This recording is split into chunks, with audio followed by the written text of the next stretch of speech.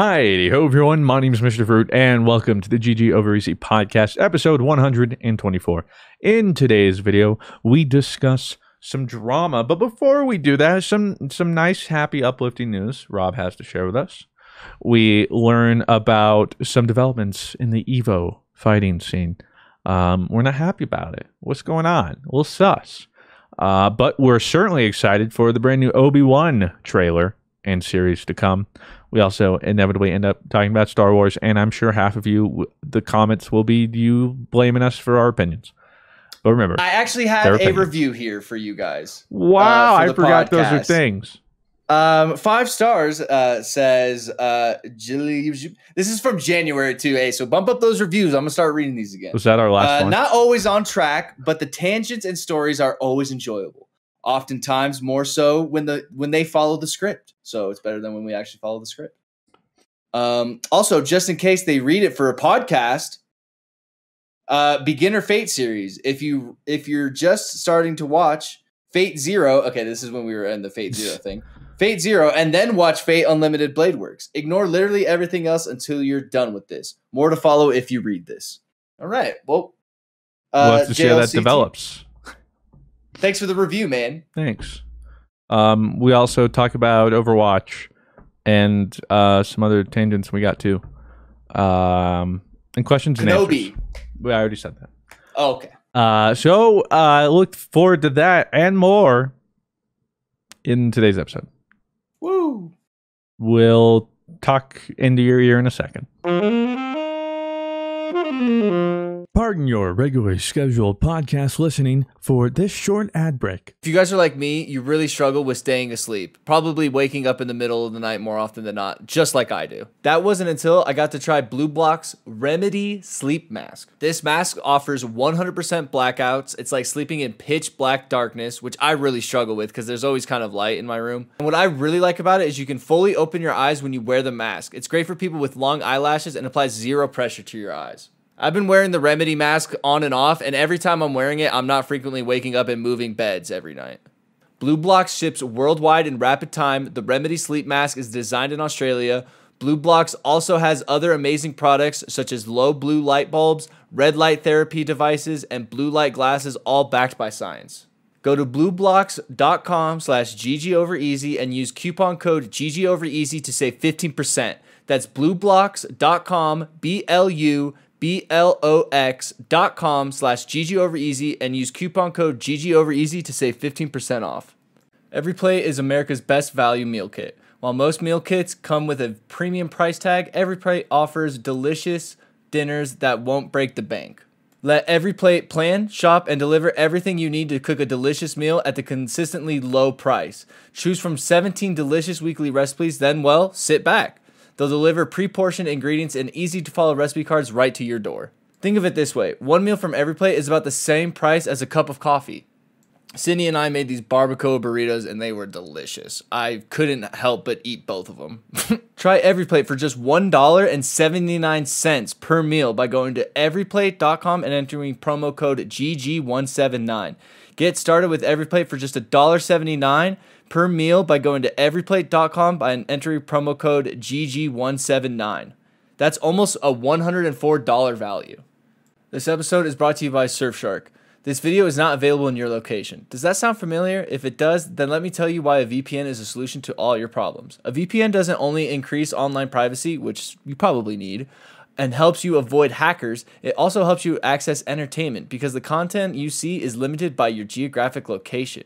But if you switch to a VPN, you can change your virtual location to forget about those restrictions and censorships. I can watch all the soccer highlights I want now because of Surfshark. Can't find what to watch on Netflix, Hulu, Disney Plus, or other streaming platforms? Unlock new libraries with a VPN. So try Surfshark risk-free for 30-day money-back guarantee.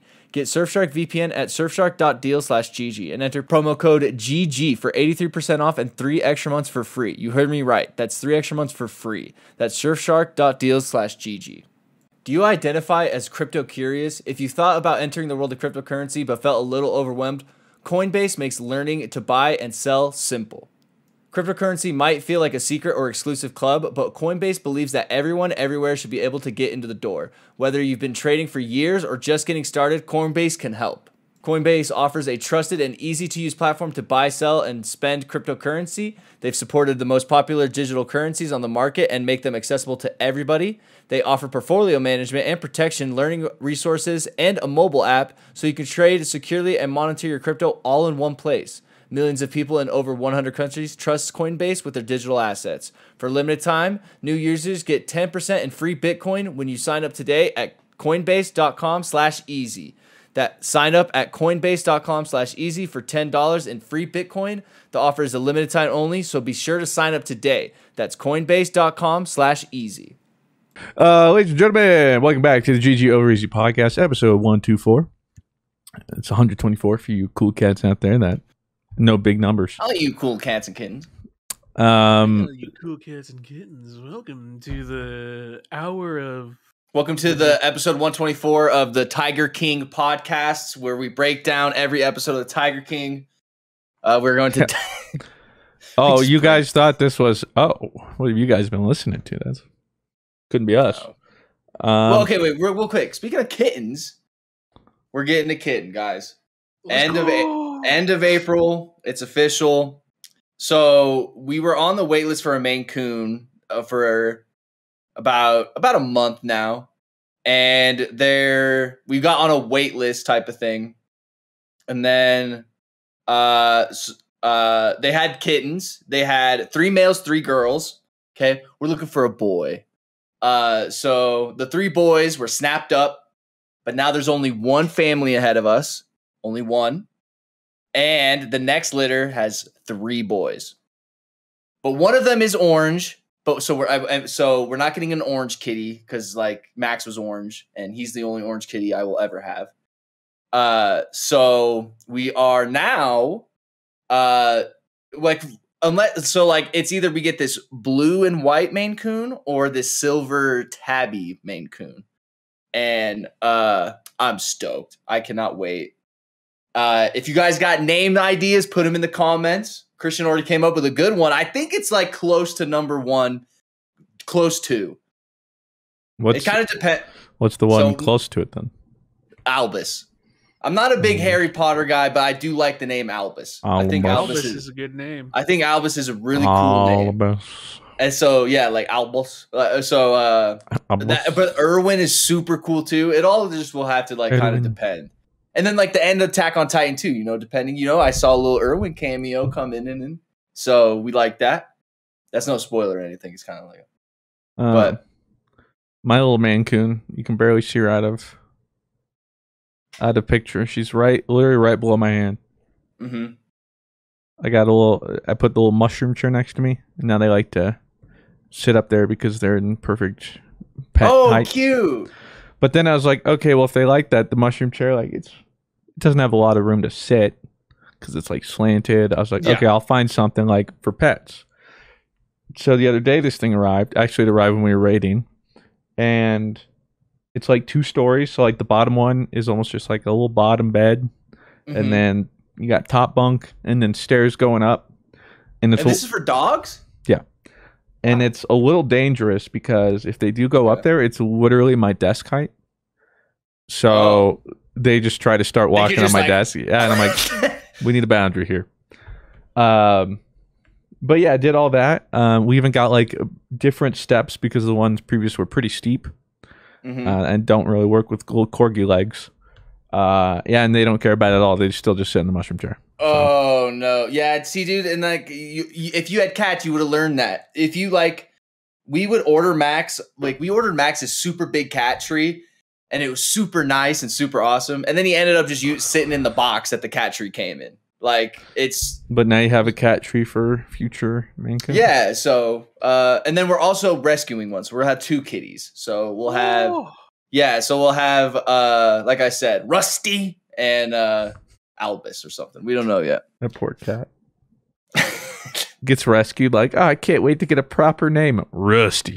Oh, okay. Go on, Rusty. Just like you. Come on. Hey, Albus. Like, why don't you chill out today? Hey, Rusty, I need you to go field the crops today. Albus is back there. Yes, of course. Albus, I need you to start streaming. All right, and then hey, Albus, go do the real stuff. All right. But yeah, very exciting time. Oh, and then exciting. So you guys see the background here? I'm going to try and like move my office around a little bit. I want my background to be a kitten obstacle course. Kitten Ninja Warrior. Yeah, so like the kittens can kind of like, you know, whoop, whoop, whoop, whoop, whoop, whoop, all around behind me, and then they'll have like little tree, like or not a tree, but like a little hammock that's on the wall too that they could like sit down and like watch me rage and play video games and shit in. But then probably this won't ever be used and stuff, so I'm probably gonna get my heart broken by the cats. So I thought you supposed to love me. I'm gonna start moving things around. And I'm gonna try and have a cat obstacle course by the time it's here. We also do want to like make like a catio too. So like like a little enclosure in the backyard. So like if they just want to go and you know be cats outside, but not stay. That's right. Oh, dude, I had an outdoor cat as a kid. But I don't know how I did that shit, man. Like the fact like his name was Mickey. He was a badass cat. Hey, Mickey. You just open the door, dude, and he'd be gone for like 2 days and then just show up. Oh, what's up, dude? Hop back in. He'd eat and then like one back out. So see you later. Doses. Dude, one time he was gone for like 5 months and came back like super fat. We think he got like part of like a family or something like that. So like a family thought he had an alternate life. Yeah. And then he came back. Dude, little do you know, you guys are his side piece. Yeah, it was crazy though. And then we moved to Parker and we put him outside and we let me just say the coyotes probably got him, unfortunately. Well, what do you mean probably? You just didn't see him again? Well, yeah. So like when we moved to Parker, I was probably like 10 and Mickey was probably around like 8 to 9 at this point. And just a badass cat doing his thing. And we moved to Parker and we would take Mickey on walks around the neighborhood to kind of be like, yo, dude, like this is new territory. Like you are. And this was like when Parker was kind of newer or just on like way more of the beginning developers when it was just not like stores everywhere and there are actually like just land kind of. And so we're pretty like we let him out one time and I let him in. He came back, dude. It was crazy. He came back and I was like, oh my God, you are the coolest cat in the world. He could also like open doors. I don't know if you've ever seen a cat open doors. But he would like stand and like jiggle the thing and then like push it open. It was so sick. And then I let him out one time. Never came back. And we think that it had to have been like the coyotes at that point. Because it was like 5th grade, you know. Up by your house, you know, there was that hill that was just like, you know, there was just gonzo. So no outdoors or anything. Like, I don't know how I did that, dude. Like, my heart would skip a beat when I couldn't find Max in his 2 normal spots. I'm like, where are you? Panic. So yeah, I just wanted to, you said, hello, all you cool cats and kittens. And I was like, oh, well, good segue. Cats and kittens, yeah. Yeah. Well, GZ. Hopefully that goes well. Yeah, we'll have them on the little stream. We'll have both of them. And they'll be, I'm sure some days I will hate my life, you know, because you go like, I got a puppy or I get a kitten. But then like, oh my God, what are you eating? Oh my God, what are you chewing on? Like, I am so scared of getting any of these wires chewed. Like if they start, I hope they don't like wires. Like I pray because I was watching this video and it was like, make sure your kittens don't have any access towards wires. This is current. This is what you see. Oh, come on. Oh, wait. There you go. Look at all that wiring. Perfectly assimilated. Papers too. Bad. It's going to be, they're going to eat a lot of stuff. Just like Appa. Yeah, you just got to teach them. The good news is, though, they're a little more self-sufficient and usually don't need as much initial training. Because let's just hope you don't get another Appa. Because we might as well have had a kid. Good Lord. You've done like everything with him. He's a problem child, but you know what? We love him for it. So, hey, those pictures of him in the snow make it all worth it, though. It's true. Oh my God, you're so annoying, but I love you. Sometimes I hate you, but I could never actually hate you. So yeah, speaking of hate, a lot of people are upset because there's no Smash at Evo this year. Not even Ultimate. Just no Smash. Whoa, what? Not Yeah. even Ultimate? No Not Smash. even Ultimate. Mhm. So I saw Evo's statement. I thought it was specifically about Melee because it was like, but it did say the Smash community has been, and it didn't say Melee. What the fuck? I'm pissed now. Well, people are assuming. I don't actually know why. It's pretty dumb. I mean, there has to be some actual reason because I don't know why they wouldn't at least pull Ultimate. Nintendo Super League. Well, Nintendo is launching their own well, league. that's the thing is they did partner with Panda Global last year, announcing the first ever like officially Nintendo sponsored Smash circuit or whatever. We still haven't heard anything about it or seen, but people are wondering maybe that's why. Like, Hopefully, Nintendo's like, hey, we've sponsored and I doubt we're they're doing putting this one. Like you have to only do these sanctioned they're probably, event we've type of given them things. like our lunch money, but we don't want to give you guys. But we that's don't have- copium. We're We don't on have to right give now. you. Yeah, so I don't know. Melee, I can always understand. I I get don't Melee like too. it, but Ultimate, you're I'm gonna very pull numbers with Ultimate. What is there? What is that Evo? Well, and I think part of it too is I'm assuming Evo. Most people pay Evo to have their games there, and I'm sure Nintendo's like, we're not paying you. Yeah, they ain't paying shit. Like, oh, you want to We'll give have you it? Mario Kart We 8. might give you permission, but we're certainly not paying you. Oh, this was 2 days ago. Yeah, I missed this entirely. Okay, so Street Fighter V Champion Edition, Classic, of of course, Guilty Gear series. always. That Guilty Gear is hot this year. Strive is it? fun. Why does that sound familiar? Is Strive that the came game out you this guys were year. playing and it's 2D like or Yeah. And there's It's been a like whole two- bunch of it's- Guilty it's Gears, but but this one is like the first Guilty Gear since Arxis has like found the fighting game sauce. right. Mortal Kombat 11 Ultimate. That's cool. Of course. Tekken 7, of course. Also, of course, you got the big three. I feel like Okay. that's the Holy Trinity.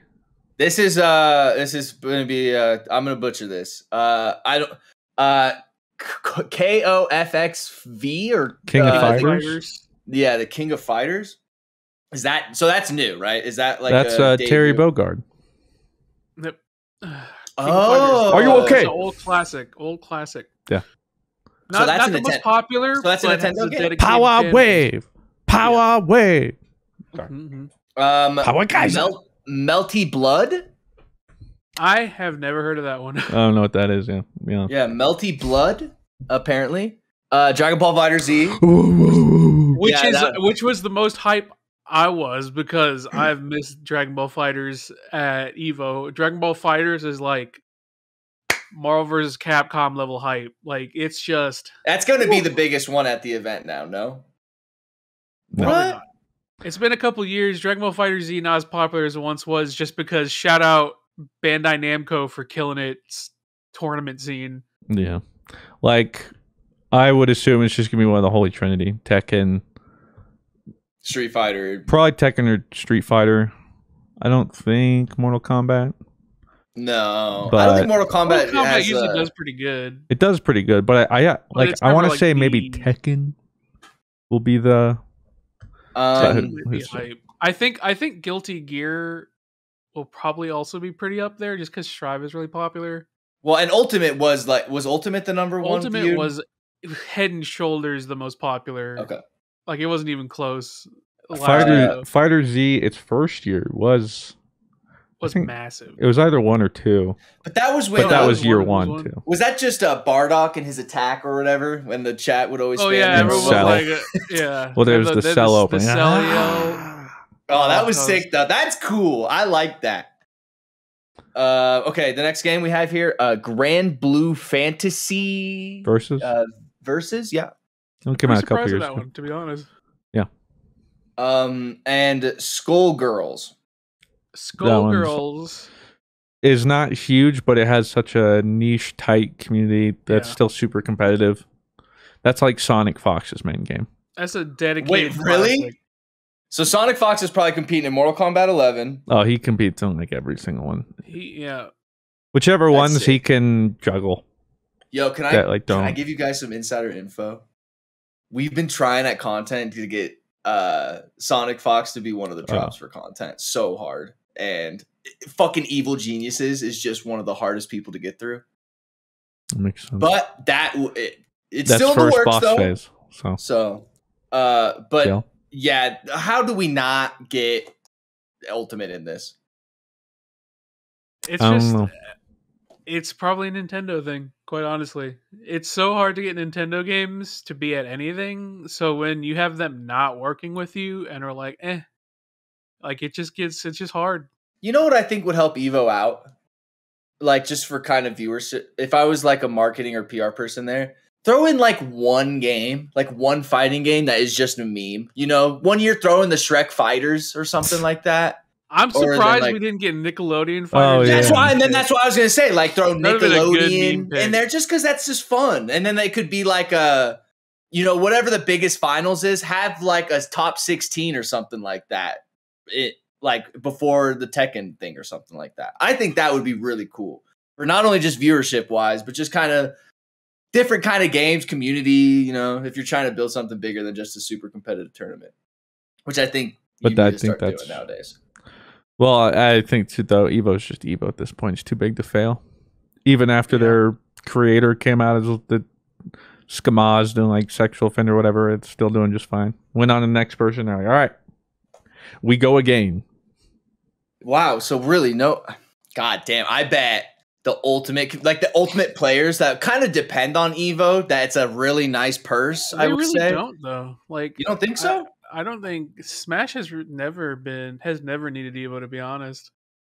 Well, I don't say needed Evo. I'm saying more so like I would say Evo is not one of the biggest prize pools. No, I think Melee needed Evo. Evo kind of revived Melee. Yeah. Well, Melee needs Evo. Yeah. Ultimate, no. Evo also wasn't the biggest prize pool remotely. Like Ultimate has had much bigger prize pools. Well, I hope it's a copium thing we're talking about and that it's some sort of Nintendo league, but that just sounds so fake. But speaking of Smash, did you see the Ultimate Summit last weekend, Blue?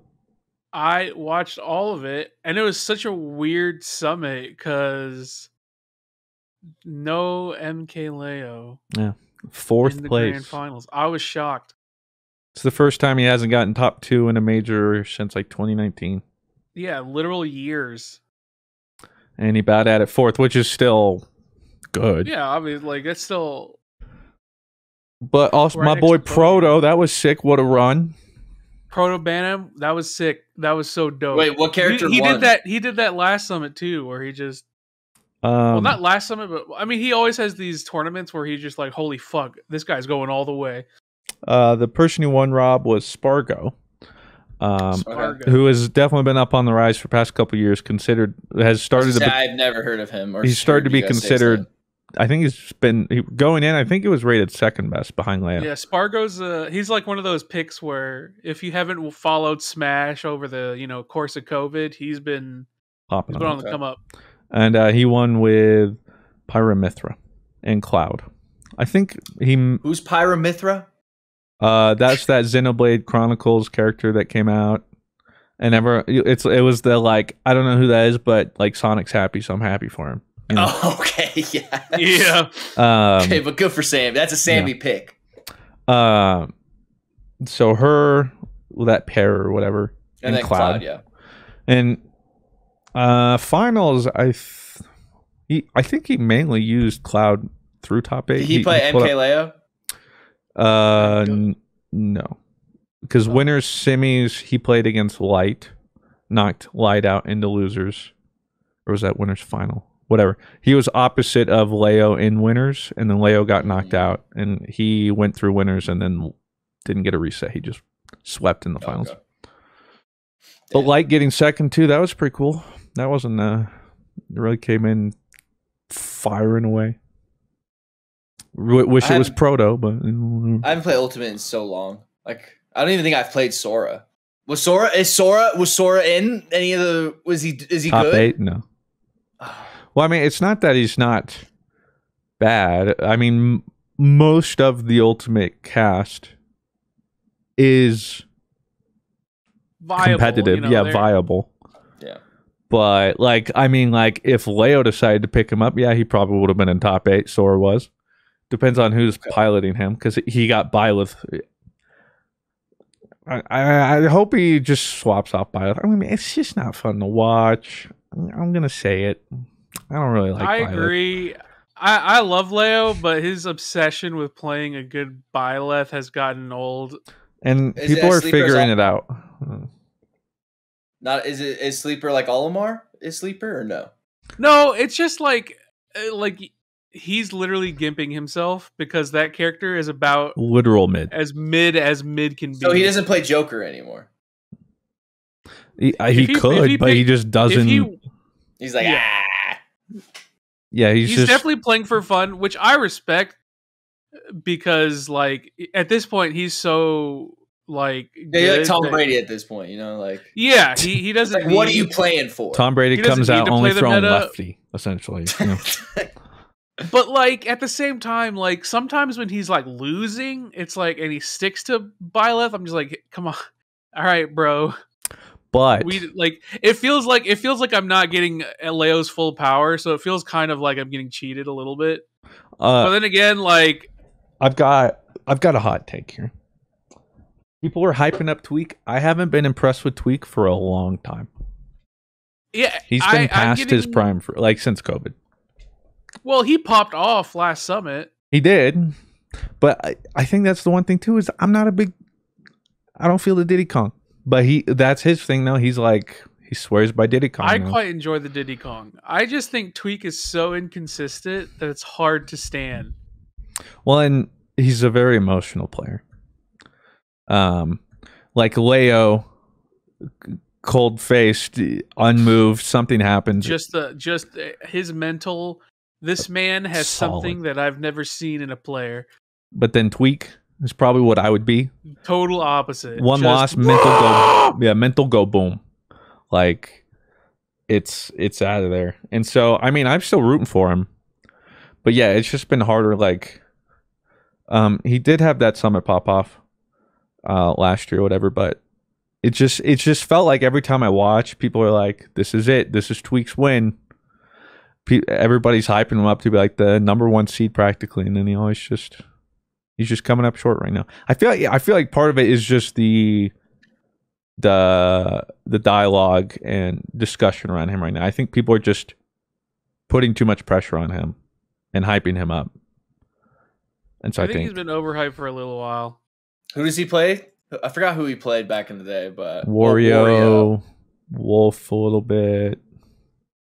I think of all the. He's gone through a couple.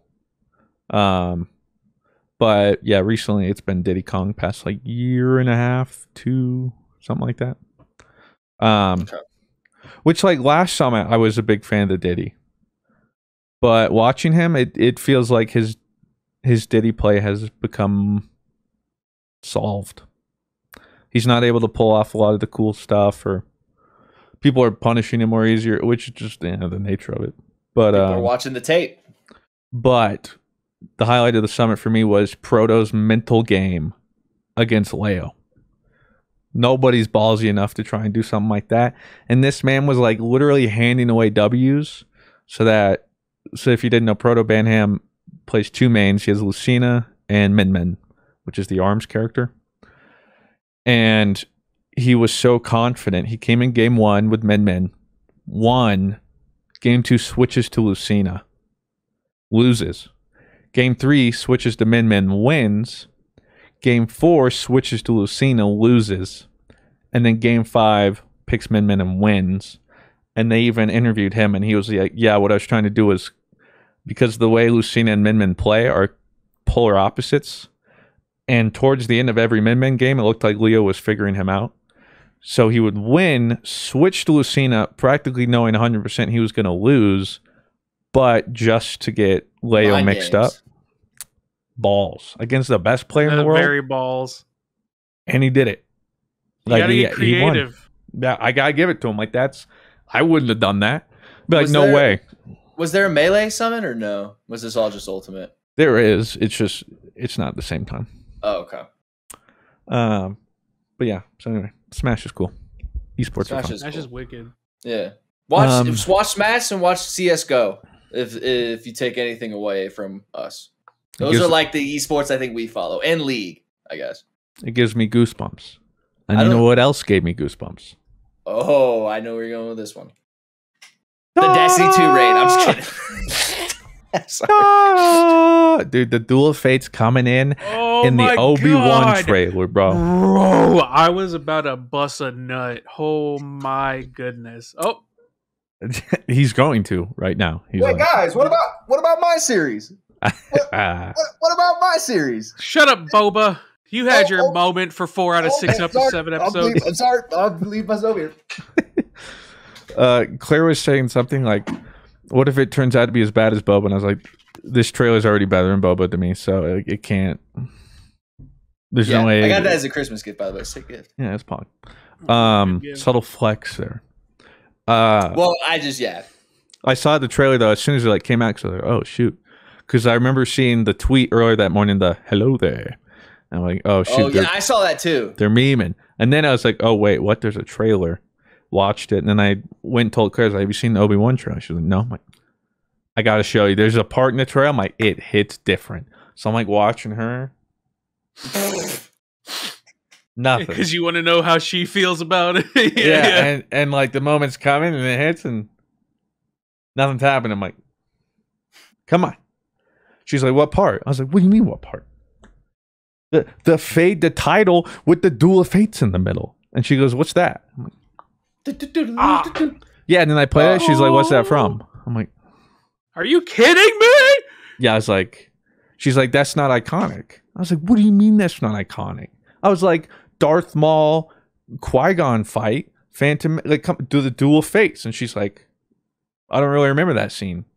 You know, you have to remember. You can't, that's episode 1. You don't remember that scene? That's episode 1. Well, she's like, I haven't seen it in a while, which is fair.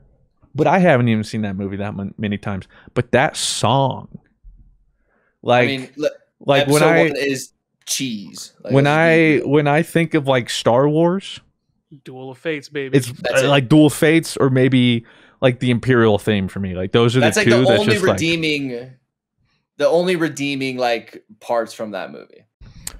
God, it just hits so hard, and so yeah, it just like fades to black. Everything's that, and then just the. And it's just like, that's like, oh. Is this going to be the best piece of Star Wars content we've ever gotten? That trailer already was for me. It didn't even show anything.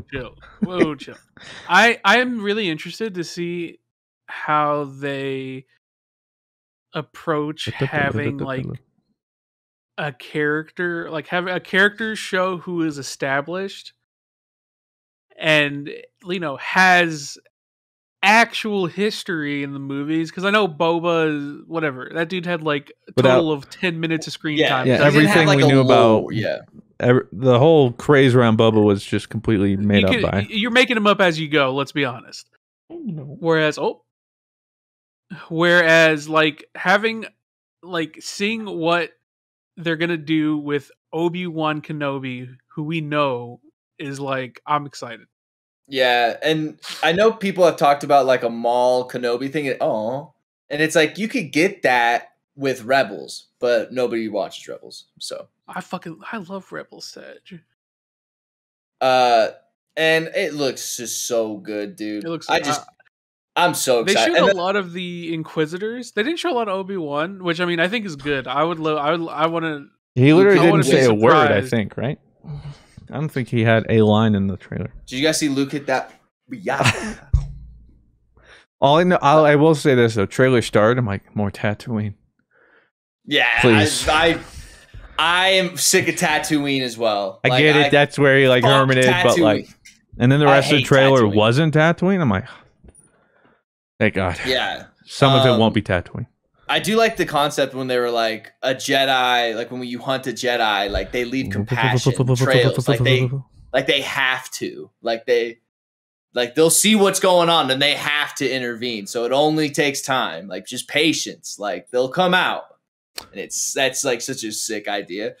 And then Darth Vader, I'm interested to see what we get. All right, so they have said Hayden Christensen's playing. Do you think we get Darth Vader no mask at all with Hayden Christensen. I feel like they will. We wouldn't need to, but I have a feeling they're going to. Yeah, same. Like we finally get the frontal putting on of the mask instead of like the backwards bullshit we kept getting. Something like that. I mean, if they're going to go like a dialogue or anything like that, if they're just going as far as to use him, I feel like or maybe he's like in the tank type of thing where you can see him in the tank. Oh yeah, true. I just know it seems like I don't know. Even just the trailer though it feels like all the budget they wanted for Star Wars. They're like, okay, well, 80% of it's going to Obi-Wan. Like all this stuff, and apparently, hell yeah, yeah, and I'm fine with it. And hearing about it, apparently, like it kept getting delayed because people, and specifically some of the producers and stuff, were like, the script's not going to work. So unlike Boba and stuff, they're like, we're taking our sweet time with this. Good. So I'm hyped, and I forget the wording they said. It wasn't like they said it's going to be like a series. It was something like a theatrical event or something. Because like watching the trailer, if you had told me it was a movie, but I'd rather have a series. Yeah, me too. Like, but that's what I'm saying. I think that they're like almost going for that kind of feeling, but in a TV show. Releases or something like that. I don't know, but I'm excited. Pardon your regularly scheduled podcast listening for this short ad break. If you guys are like me, you really struggle with staying asleep, probably waking up in the middle of the night more often than not, just like I do. That wasn't until I got to try BlueBlock's Remedy Sleep Mask. This mask offers 100% blackouts. It's like sleeping in pitch black darkness, which I really struggle with because there's always kind of light in my room. And what I really like about it is you can fully open your eyes when you wear the mask. It's great for people with long eyelashes and applies zero pressure to your eyes. I've been wearing the Remedy mask on and off, and every time I'm wearing it, I'm not frequently waking up and moving beds every night. BlueBlock ships worldwide in rapid time. The Remedy Sleep Mask is designed in Australia. BlueBlock also has other amazing products such as low blue light bulbs, red light therapy devices, and blue light glasses, all backed by science. Go to blueblocks.com/GGOverEasy and use coupon code GGOverEasy to save 15%. That's blueblocks.com, BLUBLOX.com/GGOverEasy and use coupon code GGOverEasy to save 15% off. Do you identify as crypto curious? If you thought about entering the world of cryptocurrency but felt a little overwhelmed, Coinbase makes learning to buy and sell simple. Cryptocurrency might feel like a secret or exclusive club, but Coinbase believes that everyone everywhere should be able to get into the door. Whether you've been trading for years or just getting started, Coinbase can help. Coinbase offers a trusted and easy-to-use platform to buy, sell, and spend cryptocurrency. They've supported the most popular digital currencies on the market and make them accessible to everybody. They offer portfolio management and protection, learning resources, and a mobile app so you can trade securely and monitor your crypto all in one place. Millions of people in over 100 countries trust Coinbase with their digital assets. For a limited time, new users get 10% in free Bitcoin when you sign up today at coinbase.com/easy. That sign up at coinbase.com/easy for $10 in free Bitcoin. The offer is a limited time only, so be sure to sign up today. That's coinbase.com/easy. The sponsor for today's podcast is Surfshark. Let's talk about online protection because frankly, you could use some. Website, hackers, and various third-party track your every online activity across the internet. Even your internet provider can spy on your activity and sell your data to online third parties. But you can avoid that with a VPN. It hides your location and makes it more difficult to identify from the crowd of users. Think of a VPN as a safety net from the bad guys trying to target you. And it doesn't end there. You know those pop-ups that say unavailable in your location? Well, you can forget about those. If you have a VPN, switch your virtual location and access any content, website, or app that's blocked in your country. So try Surfshark risk-free for 30-day money-back guarantee. Get Surfshark VPN at surfshark.deals/GG and entering promo code GG for 83% off and 3 extra months for free. You heard me right, 3 extra months for free. That's surfshark.deals/GG. EveryPlate is America's best value meal kit. While most meal kits come with a premium price tag, EveryPlate offers delicious dinners that won't break the bank. Let EveryPlate plan, shop, and deliver everything you need to cook a delicious meal at the consistently low price. Choose from 17 delicious weekly recipes, then, well, sit back. They'll deliver pre-portioned ingredients and easy-to-follow recipe cards right to your door. Think of it this way. One meal from every plate is about the same price as a cup of coffee. Sydney and I made these barbacoa burritos, and they were delicious. I couldn't help but eat both of them. Try Every Plate for just $1.79 per meal by going to everyplate.com and entering promo code GG179. Get started with Every Plate for just $1.79 per meal by going to everyplate.com and entering promo code GG179. That's almost a $104 value. I don't think I've been this excited for a piece of Star Wars content since the Force Awakens trailer. Yeah, probably. And this blew the Force Awakens trailer out of the water. And I think with Boba Fett, the reason why they didn't take their time on it was more so we could really do whatever we want with this character, doesn't really have an integral but big role in the series. This is like what Blue said. You have to have respect for. You have to do something for. Yeah. Do we know who's directing it and all that stuff? I think that was part of it too. Is this one every episode is the same director? It's supposed to be continuous. Whereas Boba Fett and stuff, it's always a different director. I don't like having all these different directors. They always do so different, and you can tell sometimes it's really drastic between what directors do with the shots they have and stuff, and it's really, I hate it. The director for, I'm assuming Jon Favreau's staying with Mandalorian and someone else was probably doing this.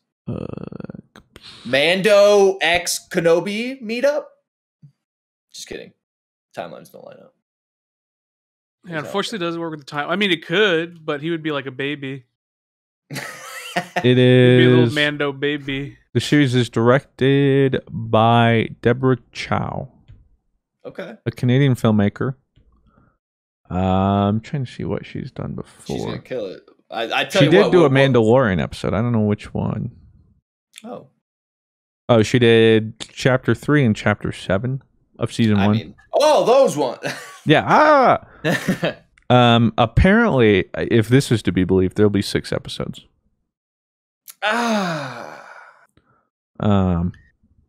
What's up with the Game of Thrones 6? That's what I call it. I hate 6 episode series. Okay, to be fair though, that was only the end of Game of Thrones.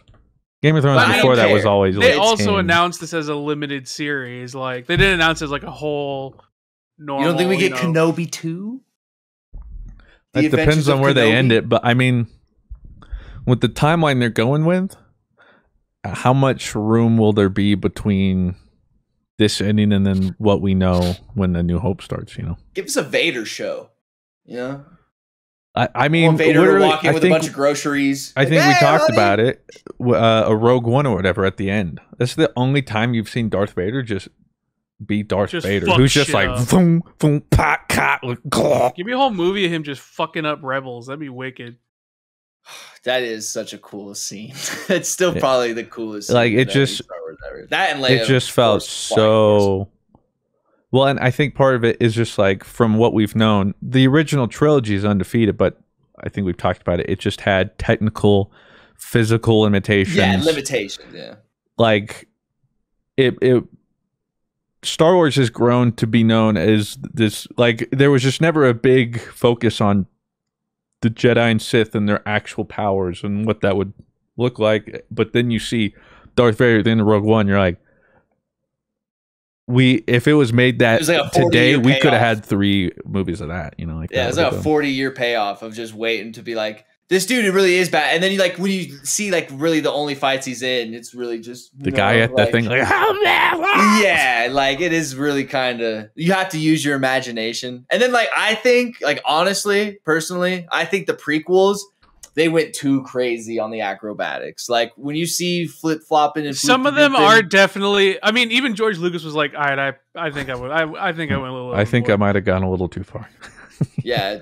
Jar Jar, I still like to believe Jar Jar is a Sith, though. I do like to believe in that theory. That's still my favorite stupid theory. Yeah, I love that would be so dope.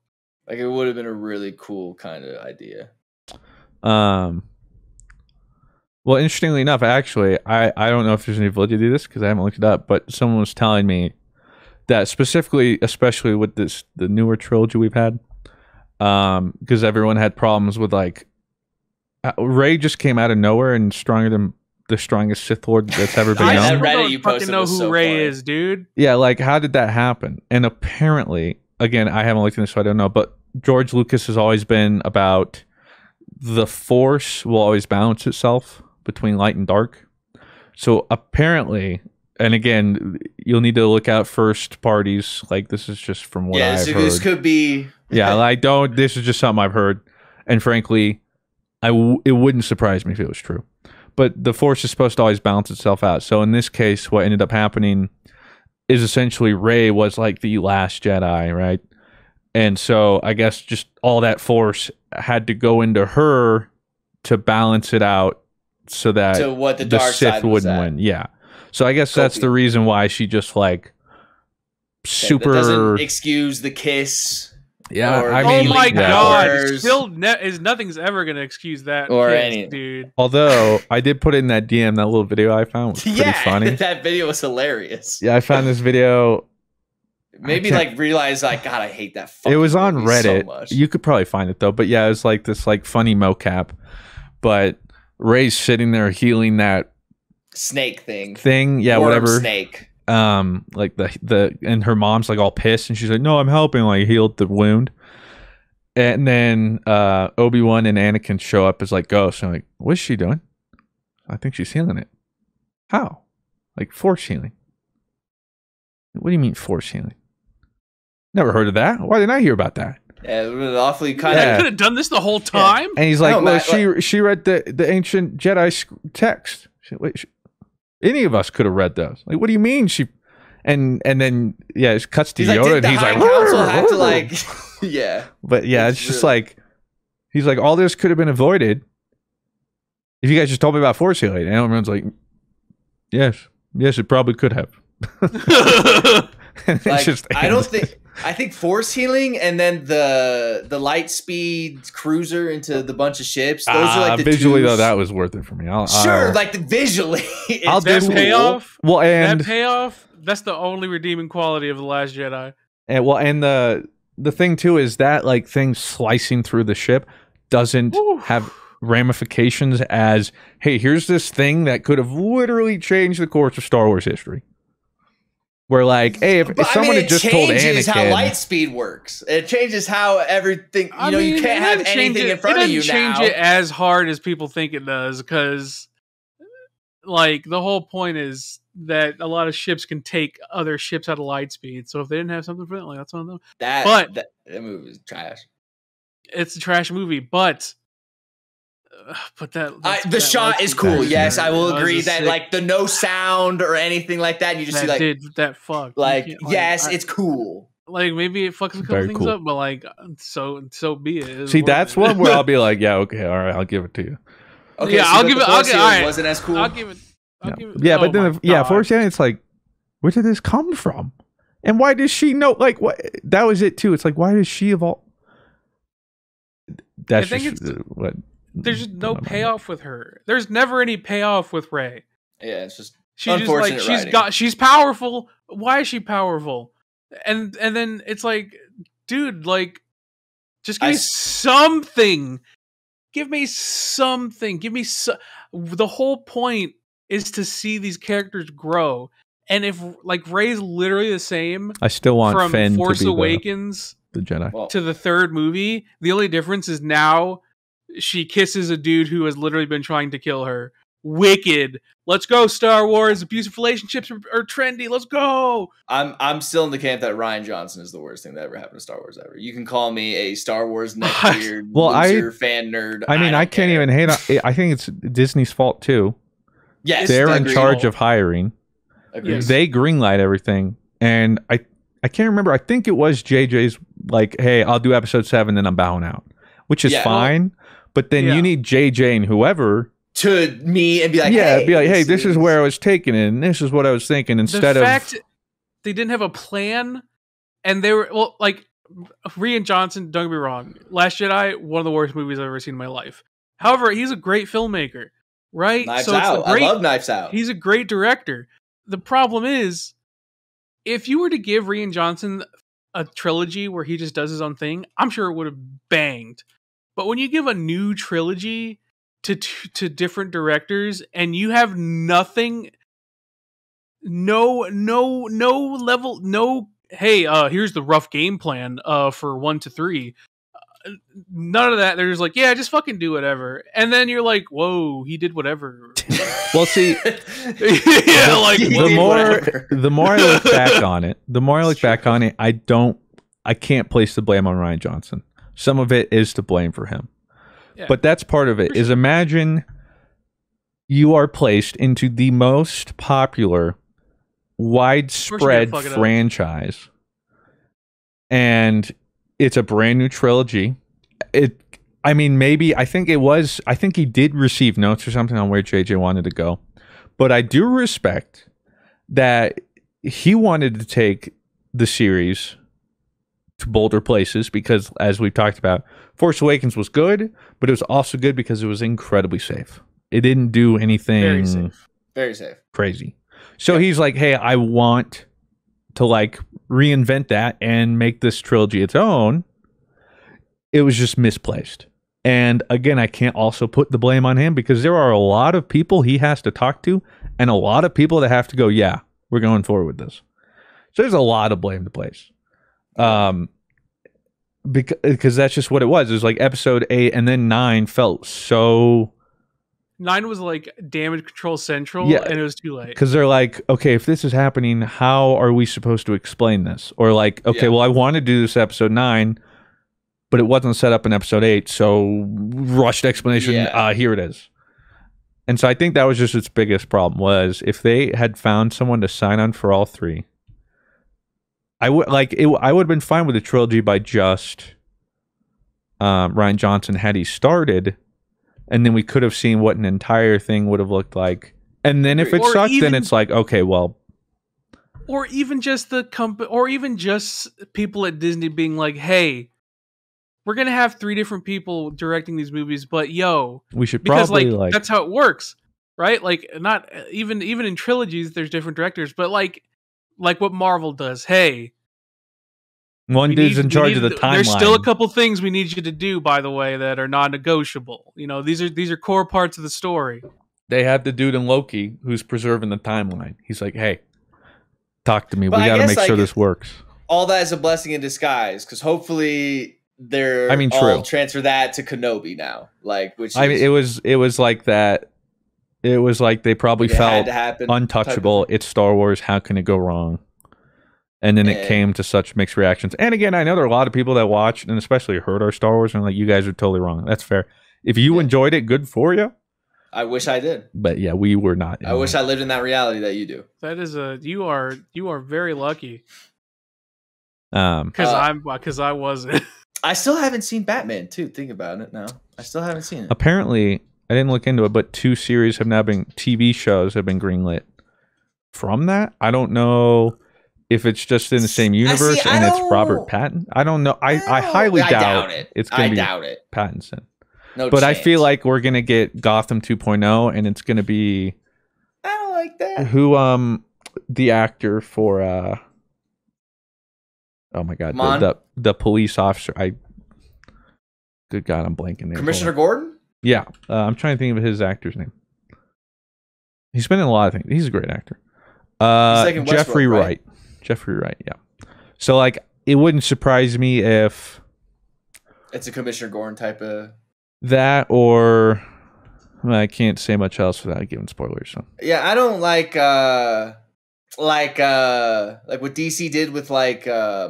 what's the C... Or even Marvel, too. Like, S.H.I.E.L.D. Like, I didn't watch S.H.I.E.L.D. I know people like that, though. But the CW, that was completely separate. And that was also before a lot of this was... But it just sounds like a CW, like, you know, it's just a new Batman spinoff. HBO Max, though? I mean, like, I have a feeling it's going to be. If it got HBO budget, I'm down. Like, if it's got HBO budget, I'm in. I mean, as time passes, I almost prefer TV shows now because, as we've seen, and some stories just need a longer time to tell. Or let's good fleshed out. Like something just needs to be fleshed out rather than 20 minutes. in order for some story elements to resonate or characters, they need more time in front of the screen. Which again, if I were to change things, like I would have made Eternals a show. Because if you had given Eternals as much screen time as like Loki, which was like 7, 8, 9 hours or something, imagine how different that might have played out. At least I think for myself, being able to have time, especially when you have such a wide cast, to be like, oh, because like imagine Game of Thrones in a movie. God, awful. Like it would just be overwhelming. I mean, I did get it with the season finale, you know. Yeah, that's true. You're just trying to like cram so much into it, and I think Eternals was just conceived the wrong way. I think it would have been a better TV show, but I don't know. I like being able to spend more time in a world or a universe or a story and getting to know people more. And we're like 3 years removed from Game of Thrones being done. Like 4 minutes. I don't even know. I as soon as that show ended. But I just wish it could still be going. You know, we could be getting the final season now. You know, May 19th, 2019. Yeah, it's almost 3 years. It's just crazy how the last season was so negatively received. Like you don't see anyone talk about. You don't see anybody talk about Game of Thrones legacy. No, nobody. And then Fruit was like that trailer for the prequel. He was like, "Yo, let's go!" And I was like, "Oh, they're still doing that." I'm cool with the prequel. Like, well, see, for me too is like I like the universe he made, and the thing too is again up until the last 2 seasons, I didn't also necessarily hate him that much, but especially the way it ended. That was like some of my favorite TV ever, favorite entertainment ever. Yeah. So if they're able to just recapture that. And now what do you think it is? Like it might be a little easier because you're not having. They're now able to make their own storyline. Essentially, like they have rough details, whatever. But instead of like, we essentially got to go along with the books, and also George R. R. Martin. Let's be honest, at this point, is probably never finishing Game of Thrones. So they're like, all right, well, we need to finish. He still has like 2 books to write, and. I mean, if we look at it, like, again, I have to give the director some credit because when they had the source material, I think they did really good. Those first couple seasons were great. It was the problem when it wasn't so, it was way more ambiguous of like, okay, well, we're here and we need to get here. And this part's kind of muddy. They struggled. And I can't blame them because for the first 5, 6 seasons, whatever, that's not what they had to do. And so, I mean, I still think they botched it and it could have been done differently. And I won't forgive them. Where I don't forgive them is when they essentially literally explained like, yeah, we were getting tired of this show. We didn't want to make it anymore. We want to go do Star Wars. Yeah, that was like, hey, that's when it's like, where's the professionalism? You just just lie to us. Whatever, lie to us. Like whatever, and then yeah, like come on, homie, and you can't like expect it never to take you professionally. Well, and then when it bit him in the butt. We just got tired of it. It's like, bro, now all the people who employed you are gonna be like, ooh, are they just gonna dip on ours? Yeah, they're just gonna get bored those again. Those dudes, I feel like, were the hottest guys in Hollywood. Like anybody. Yeah, they thought they were untouchable, and that's why they said that shit. Because what are they making now? Do you know? David Benioff or whatever their names are. David, I think it's like David West or David Benioff or something like that.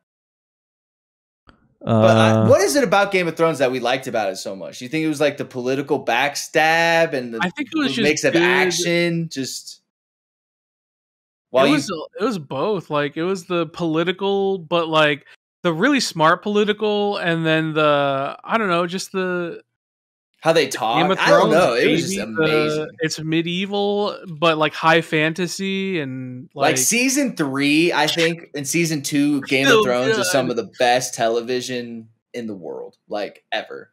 Oh, 100%. I think 1 through 4 is like some of the best. It's just the quality of having just a good like a new medieval high fantasy world. That's my. That was just like just and so well written, like. You know what they're doing? They're fucking doing nothing. I mean, they're rich as shit, so they don't have to be. This one says they are serving as writers and executive producers alongside Alexander Wu on an adaptation of acclaimed science fiction trilogy, The Three-Body Problem. They are also serving as executive producers on the Sandra Oh led The Chair. We do stay in Sandra Oh. But yeah, I don't know. I guess we'll find out. But yeah, that was... They messed around and found out. And then Disney's like... Ooh, actually... Yeah. That kind of sucked.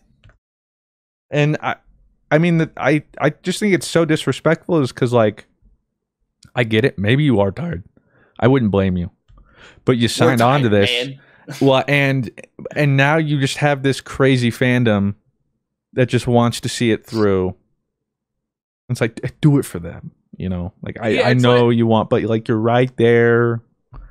Finish. Yeah, be a good mangaka and finish it out. Yeah. It's like when we did Dream Team Olympics. Like, if we just said, like, before the Olympics ended, we're like, yeah, we're just gonna finish it because we have to. Like, we honestly hated making this. People are gonna be like, bro, I've been hyped for this shit. We actually, like, say it after. You're like, yeah. It was weird. It was just really weird how they handled that whole game. Like, they fumbled bags. It's unfortunate. But that's why, I mean, literally, like, the new Lord of the Rings, any medium that is set in some sort of medieval time, fantasy, bro, I'm there. I've literally watched, like, every live action Viking TV show, medieval TV show. I'll just watch them all, man. What about that medieval show that was, like, supposed to be like Game of Thrones that came out, like, maybe 2 months ago, and people were kind of comparing it to it, and I think it was on Amazon. Oh, Wheel of Time? I watched that. Yeah. How was that? Was that good? It was good. It definitely got better. At, like, first episode, I won't lie, I was kind of... It got better for me, and it just had a lot to do. I mean, it's hard to compare it to because they're just not, like, thematically, they're not, like, it's not as gritty and political as Game of Thrones. Yeah. It's still there, but it's a cool fantasy world, and I'm like, yeah. See, and that's why I really like Dune. Like, it's not like a medieval, but it is like a fantasy sci-fi type of world, and I'm all about that. Like, I want more Dune. You show me knights, you show me Vikings, you show me samurais, bro. It doesn't matter what. I'm gonna watch. Even if I don't like it, I'm gonna watch the whole thing. Okay? Because Tom Cruise, The Last Samurai. Have you seen that? I have. Literally, I keep looking all the time. I'm like, is there something I've missed?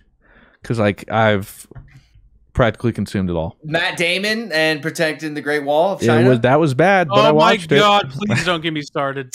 You both saw that, but I've now moved on to foreign medieval ones because I've run out of. How do the I guess East handle the there are a lot.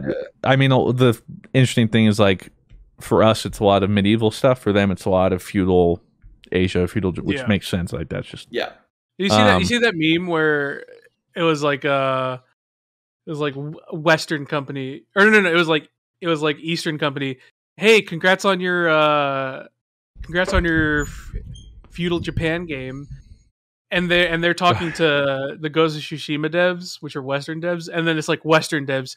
Hey, congrats on your medieval game, and they're talking to FromSoft, who made Elden Ring. And it's like, it's true. Based. Yeah, I respect it, but I think respect it, especially TV wise. Well, what's interesting is I was just this weekend I was watching. It's literally called The Pirates or something, and it's a Korean movie, but it's a Korean movie about pirates. And it was so interesting because I started it and I just had in my mind, you know, like European pirates and stuff. But no, this is all Eastern pirates back in, like, Golden Age feudal China. And I was like, I didn't even think about this.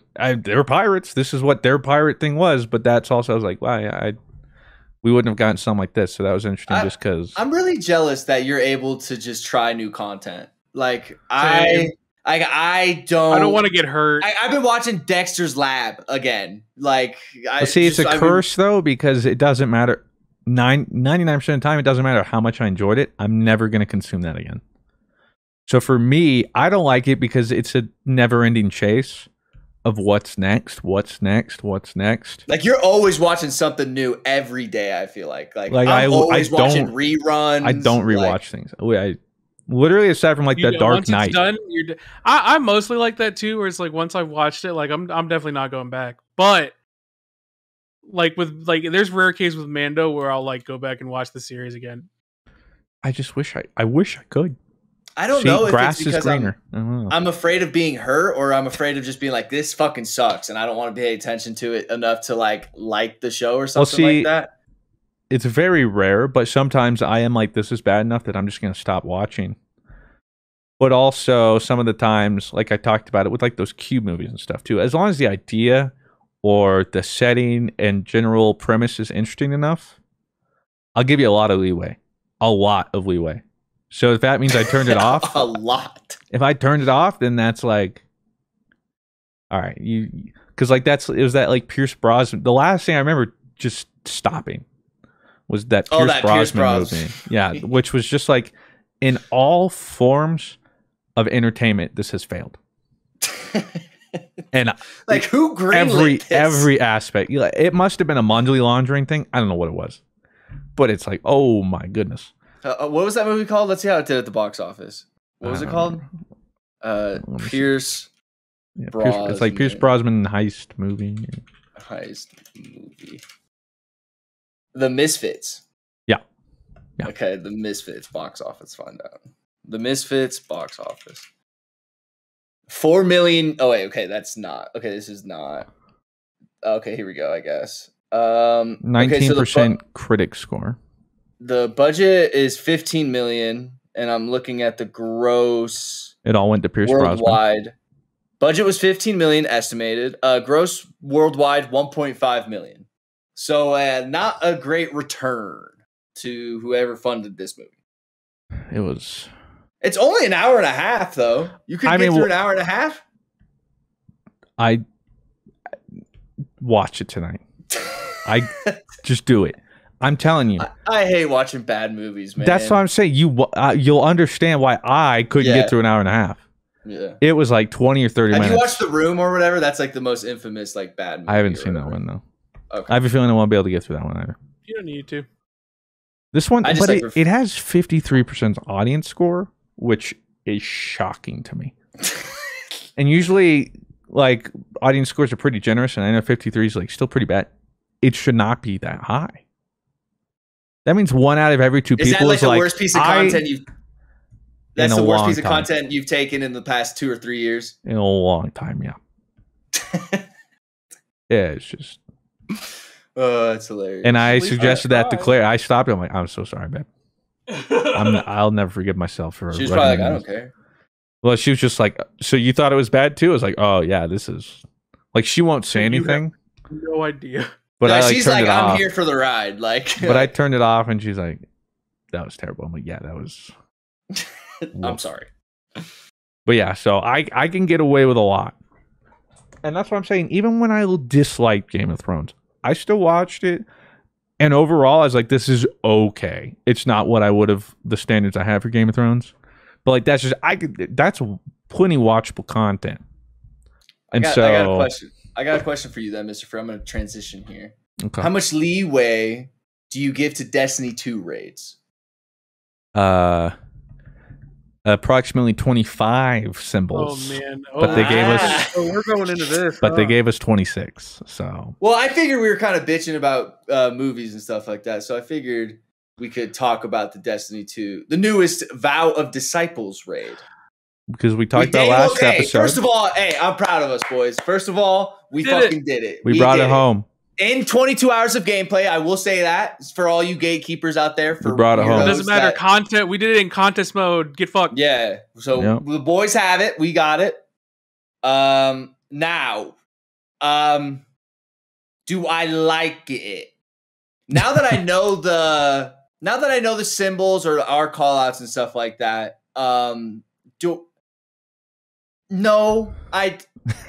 this mechanic, I don't even call it a mechanic. It's more so just more so confusing than it is hard. It's literally like the vault encounter in Last Wish, and they made an entire raid about that. I never thought about that, but you're so right. And it's like, cool.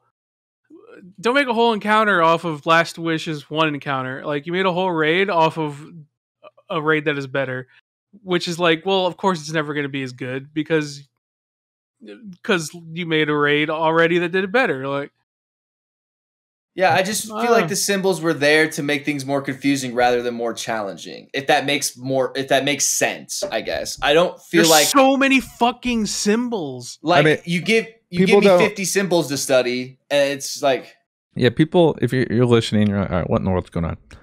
New raid came out, blah blah. Staple mechanic in every single part of the raid. More symbols are these symbols. And we're not talking a couple. They gave us an alphabet. They gave us 27 symbols. One of them's blank. Okay, I get why you say alphabet now. Because there are 27 letters in the alphabet. Okay. They gave us an alphabet that is not of symbols. An exaggeration. No. I originally thought that was an exaggeration. No, but it's literally not. An alphabet. I don't want to learn new alphabet. And all the encounter is, and as we've also been running it through, a lot of us have talked about too, is the fact that you can't just like goof around most of the time and banter, because at all times someone has to be like, hey, sword pink something. Yeah, you're reading a book with your fucking fire team. Remember that. Okay, now you have to do this, but then that has to do what was the symbol? I don't know, let me go check. We don't have time. What was this thing? Wait, you were talking while he was saying it. Like, I couldn't hear light or dark. Like, it's just exhausting. And like, I get that is what a raid experience is kind of supposed to be like, but not to the point where like I can't just hang out with my friends and like after doing it enough times. Like the symbols are fine. Like, it's a safe raid mechanic. You know, we've seen it many times before. Very safe. But Last Wish already did it.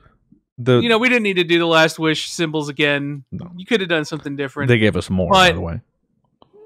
And then, like, to make it worse, fuck, I lost where I was. I'm bringing around the station. Third encounter, you said. Yeah, it's to the make artifact it worse, one. You do a whole third encounter where you have a limited time, and while you have to like use 3 different relics, and it's like, look, man, relics are cool. When you have half the fire team gimped now because like they can't just use their weapons, and you have a whole area based around killing ads, it's like, bruh.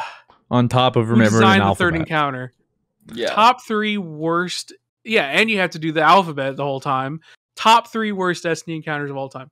Like, that's when I think the symbols are the worst offender. Like, I feel like when they all come together at their worst is that artifact encounter, whatever it's called.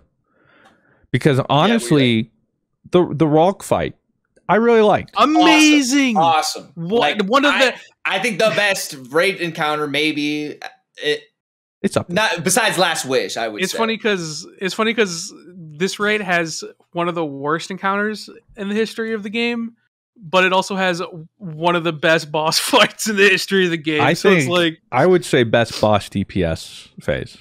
I would agree. It's actually interactive. The boss isn't just letting you do stuff. You can't just and he breaks your bubbles. He's straight up just like going after you. Yeah, that's like sick. I would watch like Tash and Fruit like put down bubble and wells, and then Ralk would just like get that. The fuck is this? Yeah. The fuck did you put here? What is? Get this shit out of here. Yeah, and then like you're bringing this shit into my house. Japanese streamer was playing it, and he was like hiding behind like a little thing, and he literally like walks off the ledge, like and is like floating, and just kicks him in the face. Like that, that was so cool. And and then like I feel like that encounter at the top where you say R2, L2, that is just enough of like that kind of symbol kind of thing. I was worried when it was the first kind of thing, and I was like, oh, Christian, they're probably gonna give us more symbols when we go up there. Just be ready for like me to I like. Swear to God. But and then I was like, oh my God, they didn't. Holy shit. So yeah, it's like you throw the symbols in that Ralk fight, I don't care.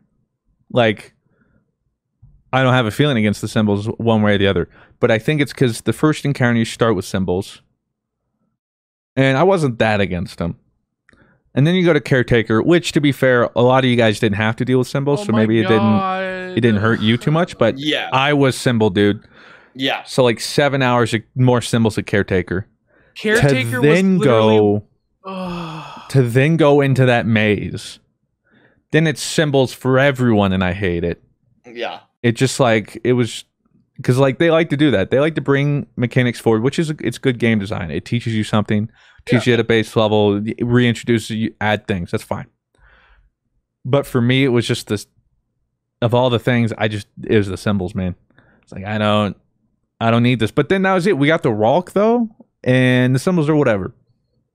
It's like whatever. Yeah, because they weren't egregious. Yeah, it's I mean, this is fair. I wasn't doing the vaulting hunter for the 8th time, and then the Caretaker. Only one person needs to do it, and it's kind of a decent mechanic. The Caretaker is also one of the worst encounters because that one is straight up a worse Shirochi.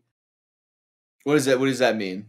Shirochi, remember where you have to you do a bunch of things. She's like the Techion lady in The Last Wish. The Techion lady, she's like, woo! You had to go in the last room. You have to DPS her. You DPS her when you break her shield, and then you have to do like the plates with the symbols. Yeah, yeah. Caretaker is literally a worse version of that. Yeah. Well, I think the thing too is, I think we got DPS checked harder on Caretaker on on contest than we did Ralk, and the only reason we got through Caretaker was because of a glitch. Thank you. Otherwise, we would have been there a lot longer. And the glitch was they fixed it like the night after we beat it, but randomly sometimes, if you know the encounter, it'll make sense. But I think it was like second floor. It happened to us. He would start DPS phase, but then he would constantly be stunned. Like he literally just sat there. And the DPS phase there never ended. It didn't switch plates. But you can't just beat the raid because there's gates. They made it so that like nightfall. Ugh. Yeah, they made it. Well, I think it's fair. It's like they want you to play the whole, other than like, hey, we're gonna do first floor, burn him. That's the encounter. They wanted you to have to go through the 3 floors, which is whatever. But so one phase, we essentially got to save our ammo because contest mode, let's be honest, it's just the ammo economy game. That's what makes it so you're difficult. Fighting against the ammo economy. Like we would have had DPS if we had ammo, but it's like after second DPS phase, there's 2 more, and we're all like, we have nothing. And then it became Outbreak Prime City. But so we were able to just use primary for a whole DPS phase, which then saved it for the next, and that's when barely we were able to pull it out. But and even barely too, we barely beat it. He was literally about to put his hands up to kill us. Well, that's why I was sitting there like shooting him, and I'm thinking like, if we don't beat him now, I don't know how we will. Because like if we can't do it with this, with all the stars aligned, when will we? You know? Yeah. All in all, though, I enjoyed doing it just because it's contest mode. It's always a fun challenge. Glad we were able to finally finish one too. For those that don't know, the first hour or two was pretty triggering because the raid came out and everyone raiding was getting kicked all the time. We did we were lucky. Well, apparently it was happening during the raid too. We were very lucky apparently because people were having connection issues like throughout the day, throughout the entire first day. So when people are like, it doesn't matter if you didn't get, shut the fuck up. Shut your fucking mouth. Shut up. There were plenty of people who... There's a good reason why they extended it 24 hours because so many people could not even raid for the first 10 hours. Yeah. So, in hindsight, that first hour or two sucked. But if it had been... Like, I was hearing horror stories of, like, you're about to kill Caretaker. You get orbited. I saw Selena, she beat the Caretaker, but I guess beat the Caretaker right as he did the thing, and they and the soft lock, yes. And it wouldn't, like, progress their raid. So, like, they beat it, but they soft locked the Caretaker. There were some people who were even raid racing. I think it might have been Redeem. I forget who it was. It was a pretty popular one. They had tons of issues. Well, they like beat Caretaker. Were doing something, got kicked to orbit, and their entire raid was reset. No one had a checkpoint. So they grabbed it from somebody else. They had to, because they're like, we can't It's like fuck that. Just redo the race. But yeah, like it just whoop. That is I did not know that. That is cheese. So for us, it was frustrating in the grand scheme of things, not that much compared to others. We were but we did the first like escort thing. Okay, so I made a YouTube video. I made a YouTube video on it, and I actually made the first thing. Wasn't gonna make it a first encounter because it's really not an encounter, honestly. Like, there's no way to fail. Really. It was an encounter because of the anteaters and the guitars that we were getting. It was. I think I counted. It was 3 anteaters and 1 guitar. It was just rush to try and get a checkpoint, and so often too. There was one time where like we were literally maybe 10 seconds from grabbing the checkpoint and booted, just like. And it's not, again, it wasn't hard either. It's just like, this is really ruining the vibe. Yeah, this is really killing the vibe. And so I'm going flaccid, bro. So they extended the contest day 1 race another 24 hours. Hot take. I wouldn't be upset if they. I'm with you. I'm with you. Because being able to just sleep and because we slept, came back, and then we're on Ralk for 9 hours. Well, I think somebody came out and said like I hate that it's like only like 80 teams or something like that finished day 1, but then 2,500 finished on day 2. Shut up, bitch. But then it was like, well, dude, how many of those teams probably would have finished on day 1, but instead, if they slept, hey guys, let's just go to sleep and we'll reconvene in the morning and we'll finish this out. Because like that, if someone wants to make the argument too, we finished it with 22 hours game time. We technically finished, but I don't have this. I'm gonna be honest. I don't have the stamina anymore. I would not have lasted 22 hours if we had just been straight. I think I would have called it at some point. I would have had to be at least at 1,000 sub train. I'll be honest, and that's not happening. So I'm firmly in the camp that believes that contests should always be an option. Agreed. So like if you want and you get like a bonus triumph or something, maybe not. I just think it should have ornaments on raid gear. Like I think raid gear should have ornaments attached to it, and then you could get said ornaments in contest mode. Yeah, so I'm a firm believer in contest always being an option. I also am totally cool with 48 hours being like to get like the emblem. For me, it's like Bungie had a really big problem where they have such a big investment on the raids, but like such a tiny, and I mean minuscule amount of people raided in Destiny, and that's the best content. So the only like when people are like gatekeeping raids, it's like I hope you understand. Like when you do this, like you're making it. You're essentially telling them, hey, I want your raids to fail. Because they need people to play their raids. They want people to play content that they've put a lot of hard work into. And when you don't encourage people to raid, or when you encourage people to raid and then you're like, yeah, you can raid, but like not like during the contest mode and get your emblem. Like that doesn't count. Like you can't get, if you didn't get it in the second 24 hours, you don't deserve it. And it's like, bro, it's still contest mode. Like, yeah, it's literally no different. What is the problem? And the one argument I saw that I agreed with was it was upsetting to those who weren't trying to contest raid, but wanted to hit the raid Sunday while they could. Fair, yeah. That was fair as well. Yep. And now they have to raid next weekend. Right. So then they're like, well, now I can't. Like, I don't have Monday off. Right. So that made sense. And for those people, I totally get you. That's upsetting. This 2 days is for us, okay? You get every other weekend after this. In a perfect world, what I would like to see, contest modifier comes out, and it's on until world's first clear. Then it's toggleable. Oh, okay. And then so then everyone that doesn't want to do it normal and go and figure everyone that doesn't want to do contest can play normal. You're not gated by time, or there's no if an extension, doesn't matter. Whoever wants to do contest. And then if you want, make it so that in the first 24, 48 hours, there's a special emblem for that. But then I think also if they're able to find a way to make it toggleable, then you could just keep contest. It can't be that hard to make it toggleable, right? Like I don't know. It can't be. It could blow up something. Who knows? Having raid options is good, I think having raid difficulty options is good. I think making making raid races accessible to the larger population is not just important but necessary. And that's why Bungie has been doing it for the past 2 raids, because it's been successful. Before, like, people would watch the raid races, cool. They would just watch it though. Yeah, right. You would have more people participating in their raid race event on Twitch than you would in the actual game. And as a game dev, that's probably like, that's not what you want. Yeah. Like, okay, cool. Them watching the raid is cool, but like, we made this content. We would like people to actually, enjoy it and play it. And that's what normal mode is for. So like, I don't think contest mode has to be super accessible.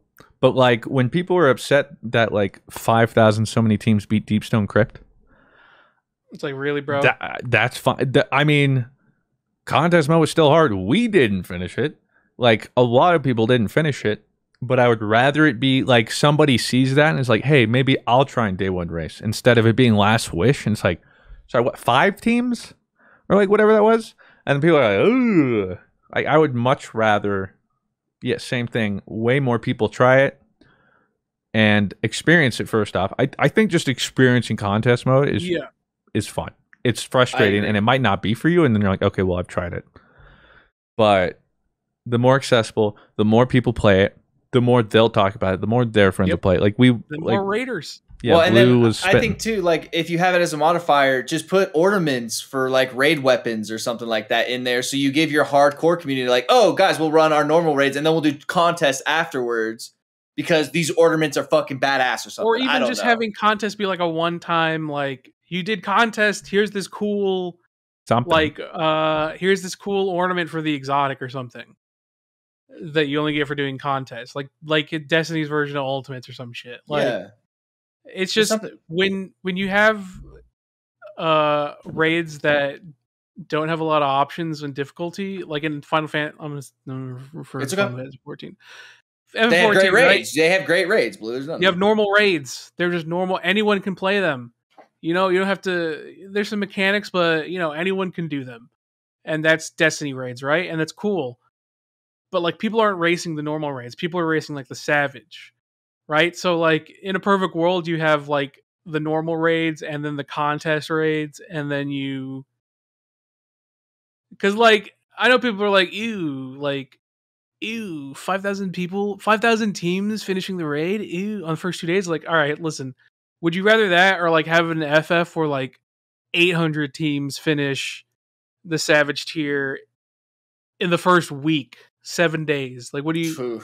Yeah, as much as I love Savage raiding, like, that Savage mindset would not work if they didn't have normal raids for people to enjoy without doing the Savage. So it's like, difficulty options matter a lot when it comes to raids, and I think I think Bungie is doing a really good job of handling their raids, to be honest. Yeah, they just, like you said, it makes for a better and more healthy player base if more people are trying raids and more people are trying to like just play that kind of content that forces them to play your game more. Like, you don't want just people playing, I mean, even though people do, just PvP and PvE sorts of things. But the raid content is literally awesome. Would you recommend this though to a new raider? The last fight's sick, but I don't know if they'll like the whole first 3 encounters. I think it's for me, it's like the most average raid. Like, you'd put it like B or C? For me, it's definitely like one of the most average raids of all time. Okay. I do like the first encounter where you learn the symbols and you have to go into the doors and then light and dark symbols. Mm-hmm. Caretaker is like, that's whatever, probably the most mid encounter of all time. Third encounter, just garbage. And then Rolk, one of the best, if not the best, boss encounter of all time. So it's like, very like a lot of bad, but when you got the final boss that good, like, you know what, I'll put you in the average territory. And then fudge. Where was I going with that again? I lost where I was going again. Which is how you felt about the raid. You said it's the most average kind of raid ever. Yeah, it's the most average raid. Okay. Pretty average raid. Give me on your tier list, the BlueWestlo tier list. I would put it in like I give it like C plus. Okay. Yeah, I would also give it like a C plus. Probably like the best the best C raid there is, you know. Definitely not as bad as like the other kind of raids. I forget which one has that giant hex dude at the end. Like that guy's awful. That's a terrible raid. The giant Vex dude at the end, he's like it was like one of the first Destiny 2 raids, I feel like. Garden of Salvation?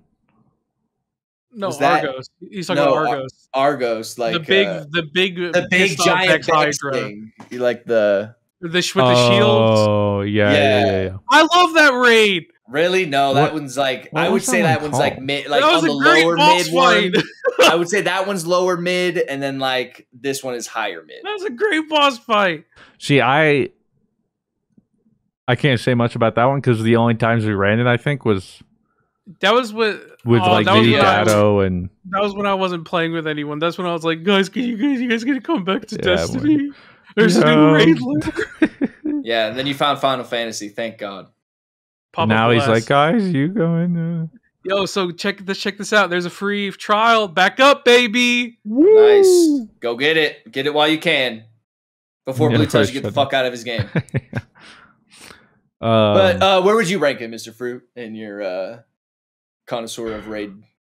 You know, everyone comes to you for your raid opinion. Yeah, clearly. So everyone's waiting. It's like if I enjoyed the symbol mechanic, I think it would be a much higher raid for me. And if you're out there and you're like, I really like that mechanic, again, good for you. But yeah, that's great. I did it in Last Wish, and I'm kind of over it again. It just got really old really fast, and I think part of it too is like there's straight up just like another symbol mechanic, but like it's also a lot of memorization. But for a lot of the encounters too, it just leaves like half your team to just. Like, I would rather I'm swinging a stick. Yeah, I'd rather be mechanics where, like, it's not memorization, but everyone has to be, like, doing something. You got to be here. But for the most part, it's like a role, essentially. Yeah, too many people, it's like, you just got to be ad clear. Which isn't a problem, but, like, if you're going to do a mechanic, I would rather it be getting everyone involved doing something specific than... I guess I just don't like this whole memory stuff. 2 people are doing this little thing, 2 people are doing that little thing, and 2 people are doing that little thing, kind of thing. Yeah. So, but the boss fight definitely does bring it up because, like, I think that should be a blueprint for like almost every boss fight moving forward. I did forget to say, aesthetically too, the environment of the raid is very cool. Oh yeah, amazing. One of the top ones. One of the best raids visually for sure. It got marred because we kept getting kicked, but when you first fall out of that thing, and right before the first encounter, the skybox shows like Ralk's place with the giant worm god under it and everything. So cool, so sick. And then of course I'm like, dude, that's so sick. Anteater. It's like, dude, yeah, Rob. Oh, poor Rob's perspective in his stream was hilarious because he was like, bro, this is so. That's boom. It was like, and then Rob was like, that's just like Destiny, baby. I get a second of joy, and the game brings me back to reality. Yeah, rips it out of my hands. So yeah, that I would appreciate less champions in the game in general. Please stop putting champions in raids. I would have rather had Hive Guardians. Why couldn't we have had something like that? Rework champions because all they do is like restrict loadout. That's it. That's all champions are there for. But overall, I think I also favor the raid a little bit more because we finished it. Had we not finished it, probably be even lower on my tiers. Oh yeah. Yeah, if you asked me to run it through with people, I'd be like, hell yeah, let's do VOW. I don't think there's a truly bad Destiny raid. But moving forward, compared to other ones, you know, we can compare them. I wouldn't be against, though, when we start running it, to just be like, hey, anyone got to check? We'll do the first. We'll go Caretaker. Yeah, for Ralk. We'll go Caretaker. Get through that, and then be like, yo, anyone got a checkpoint for Ralk? And just skip the maze, dude. Skip it. I don't think I'll ever. And not only that, too, but it can bug out, which also it happened like 2 times in a row last night. It's just like... Yeah. Very demoralizing. It's very demoralizing. Yeah, when we would symbols weren't showing up. Yeah, and the symbols like were legit. Like the gas, the stanky gas, like that didn't even show up. So like we were just like, oh, the gas isn't even. And we're like, all right, we got a gas. These symbols aren't there, bro. Wipe. Yeah. And I think like that encounter too is I think where we highlight the most how frustrating it is because there is no time to like. Because the worst part is odds are running through the raid. If you've done it again, you're going to spend the most time there, or at least we have so far. And you can't even make it lighthearted because you always have to be focusing because of the time constraint and all the memorization needed and all. It's like literally if they took that out, I think I also would have forgiven the symbols and stuff too. Like if it was just some sort of a different encounter, but just that encounter, man, I just want freaking. Yeah. Is there anything else? I mean, I know we had a long list that we did not get to, as per. Is there anything we want to touch on before we switch it on over to Patreon? Ruben did it. So. Oh yeah, Ruben did it. Ruben, Overwatch. He made it. He hasn't made it yet. I don't think we still see it this year. I think we see it a year from today. I think we get it around March this next year. I think is when we get it. But they did do a developer update. They announced, I think in April or May, I think April, closed beta for Overwatch 2 PvP. They did say they're doing an alpha in March with pros and employees too. So, and then it sounds like it'll be the last one. They'll close it, open up another one later. Because essentially in the video too, they're like, "Hey, we realized we messed up. Yeah, we know. We've been super silent. Yeah, we know." But then evidently too, they're still like, "Yeah, whatever our PvE thing is, it's still not ready." So instead of delaying the entire game for the PvE, we could just give you the PvP right now or soon, which makes more sense. So, we'll see in April what happens. It's not shipping with like this beta won't have. It'll have 4 new maps, the new game mode, Sojourn, a new hero, 4 reworks. And then that's why I'm assuming it'll be up for a while, go off. There'll be another one later showing more stuff, blah, blah, blah, blah. When will we finally get it? I don't know. But just the fact that we'll be able to play something. Just they said something about it and they have something. It's just been... I'm happy that the first announcement of Overwatch 2 was a playable beta and not, hey, here's a new trailer for it. You know, like that wouldn't have done anything. Well, I did have a bit of a chuckle during the like developer thing though, because he's like, and when Overwatch 2 PvP comes out or whatever, it's like this is going to be the biggest single update since we released the game. And I'm like, I would hope so. You decided to name it Overwatch 2. Yeah, you named it Overwatch 2, man. Like, it's it better sequel. be. Yeah, like... I feel like that was implied. So are they just updating Overwatch 2 then? Did they basically confirm that it's basically an update from Overwatch to Overwatch 2? Well, I mean, that's just it, like, PvP, that's what we're going to see. I think the big thing is it's going to 5v5, so they had to, like, retune everyone or whatever that looks like. I do think that's a good change, though. Yeah, I mean, it'll be hard to say. I think it'll be nice, but it's going to be hard to say until you play it, especially because odds are I'm going to be the solo tank. That doesn't sound very fun, because you know who everyone's going to point fingers at first? The solo tank. I think it's always support always gets pointed But at this first. point, though, it's like, why aren't you shield support? Or shield tank? Yeah, I guess. That's what I'm worried about. But they have role queue, I guess, now. Or hero queue, maybe that's a thing. I don't know. What were you going to say, Bob? Nothing. I'm just confused why they didn't name it Overwatch Season 2 like Fortnite's doing. Yeah, that's what I'm saying. Like, you are the guys that approach us as this is a sequel. Yeah, no one asked for a sequel. Yeah, like, this is our biggest update. Yeah, it's like, yeah, I hope so. Because this isn't really an update. It's like, if Bungie came out with Destiny 2. This is the biggest update. It's like yeah, I would hope you're saying it's a brand new sequel. That's the way I look at it. Like because like they said they have new heroes on the way, and I hope like after this beta. But like, I think we talked about it too. Like if they release Overwatch 2 this time next year with less than like 7 new heroes, then if they just updated Overwatch 1 over that time, we would have had more. So, like, at the very least, there should be a lot of new stuff coming. That's all I'm saying. And I'm worried it's going to be like, hey, here's some reworks. Here's 2 new champs. Just it's not enough. And here's some, yeah, it's like bring back Hanzo scatter arrows, you cowards. Maybe they did. I don't know. But it's like you abandoned the live game, as they pretty much like were like, yeah, we abandoned the live game. Announced it super early, and we just have nothing. And you've set expectations for a sequel because it's named Overwatch 2. So at the very least, deliver as if it was a sequel. That's all I'm hoping. But either way, I do hope it's fun again, because when Overwatch first came out, for that first like year and a half, I really had fun with it. So I did too. And hopefully they've learned now with Overwatch 2 what a live service game, that's what, because they kind of tried to do that with Overwatch 1, what that should look like now, and are better prepared. So that's all I got. All right, do we want to go to Patreon now? All right. We got a question here from Kieran. Says, I have a TFT question for Fruit and Rob. What are some of your favorite augments this set? I haven't really played much 6.5 yet, but Future Sight is really funny when you build 4 Zyphers and 2 Shrouds of Stillness.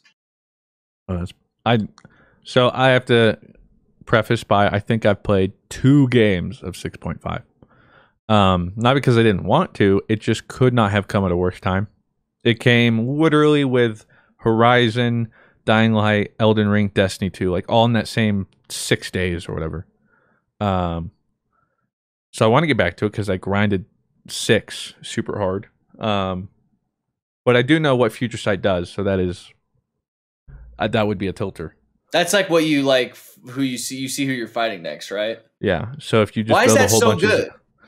Well, because if like just like that, you build a whole bunch of Zephyrs, you know the exact board you're fighting, so you scout them specifically. Go, okay, I just need to put my people here. Because I mean, being able to know who you fight is so powerful because you know exactly what comp you're facing and how to adjust your board. Because like, let's say I'm some squishy team with a backline, and I'm like, oh shoot, the next person I'm playing is Assassins. Suddenly your backline's your front line. Like you completely change up your thing in order to counter Assassins. That's the whole thing. Interesting. But yeah, I haven't played with any of the new augments, so I'm not sure. But I mean, yeah, I haven't. I've got maybe 5 or 6 games in. So I really haven't had much time to like build and stuff like that. Feels says favorite anime intros. For me, season 4 of Attack on Titan rumbling soundtrack is peak. I disagree. The first half of season 3 of Attack on Titan, the Falling Angel one, that is for me it's either You Are My Friend or Sasageo.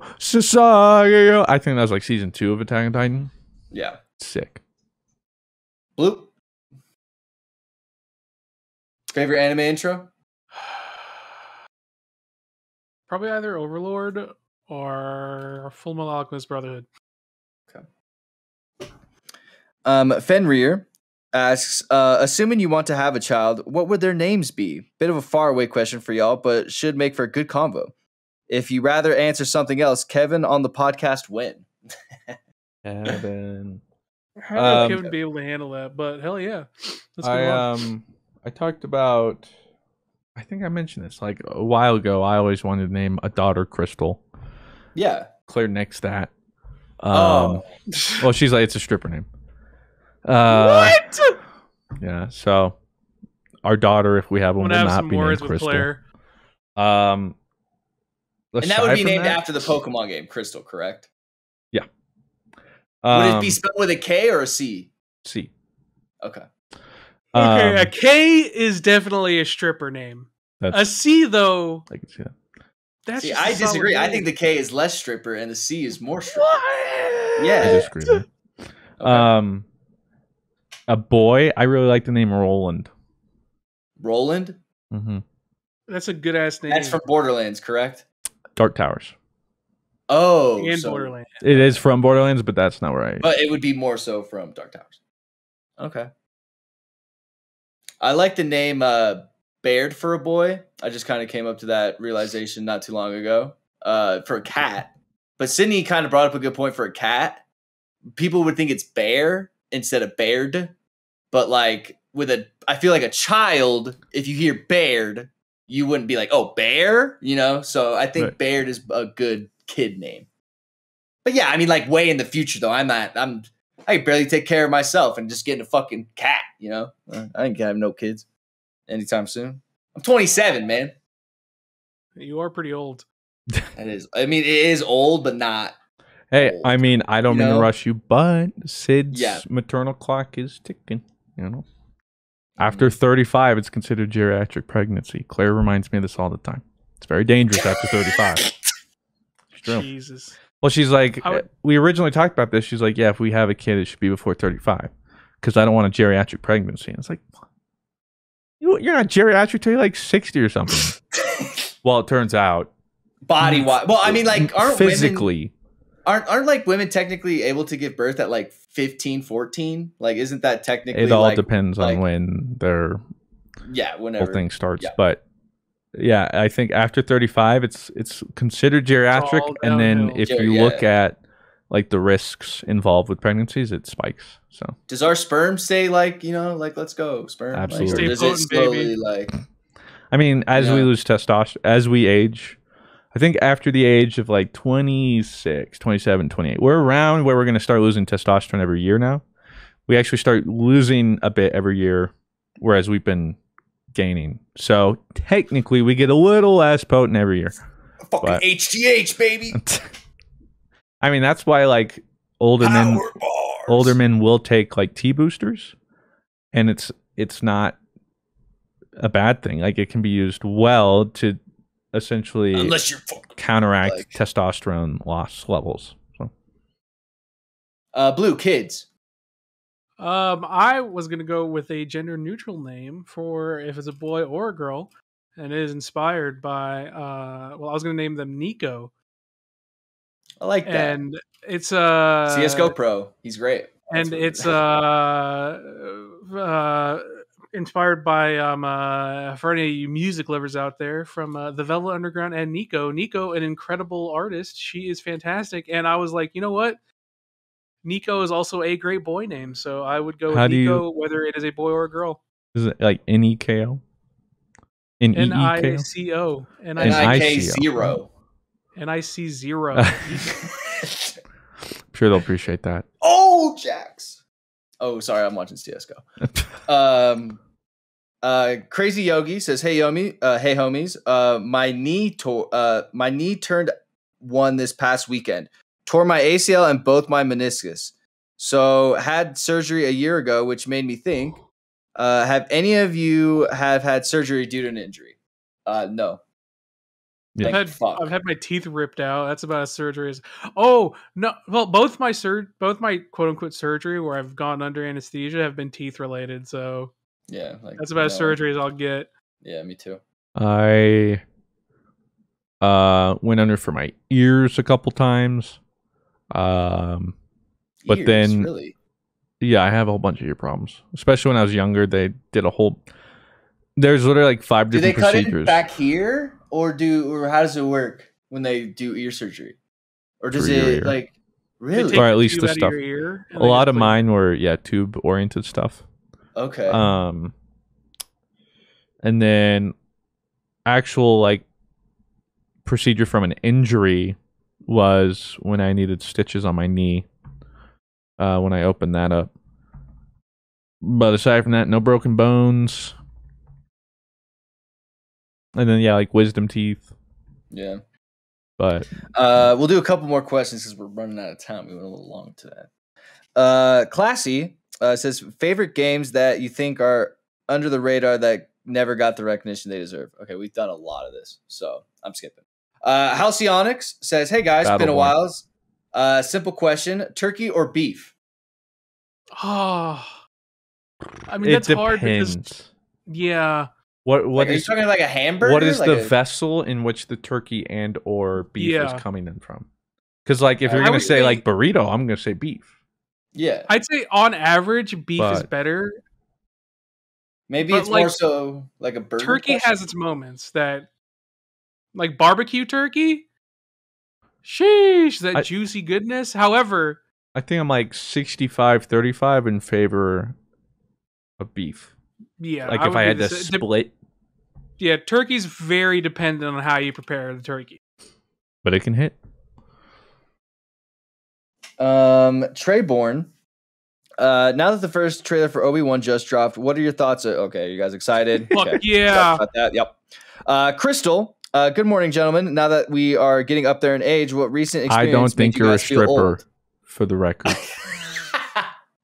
I think you have a beautiful I don't either name. because your Crystal is with a K and not a C. No, wait, no, I'm saying you're see, more so what my point. I think He's getting confused. He's getting confused. Stripper, yeah. I mean, if you name Chris, I don't care how you spell it. I think you're pure and great. What recent experience made you guys feel old? Joey. Just hanging out with Joey? Just Joey, yeah.